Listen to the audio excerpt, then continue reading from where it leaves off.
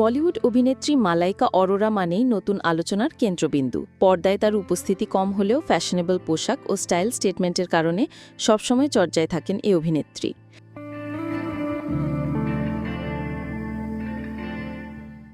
ব্যক্তিগত জীবন ও সম্পর্ক নিয়েও সমানভাবে শিরোনামে আসেন এই তারকা। তবে সবকিছু ছাপিয়ে নারী মহলে তিনি এক অনন্য ফ্যাশন আইকন। সদা সতেজ এই অভিনেত্রী সম্প্রতি এক সাক্ষাৎকারে খুলে বললেন নিজের ফ্যাশন দর্শন ও জীবনের নানা দিক।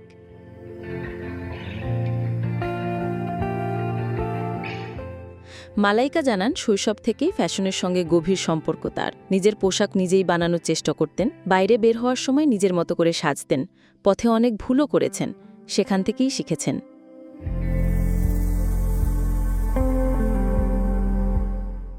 মালাইকা বলেন, ফ্যাশন শুধু সাজগোজ নয়, বরং নিজেকে প্রকাশের একটি মাধ্যম।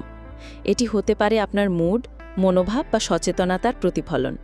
ফ্যাশন আপনাকে তেজি অনুভূতি দেয়, আবার কখনো এটি আড়াল হিসেবেও কাজ করে।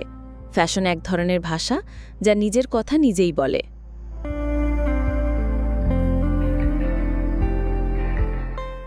ফ্যাশন ও টাকা সম্পর্ক নিয়ে প্রচলিত ধারণা ভাঙতে গিয়ে তিনি বলেন, ফ্যাশনের সঙ্গে টাকার কোনো সম্পর্ক নেই।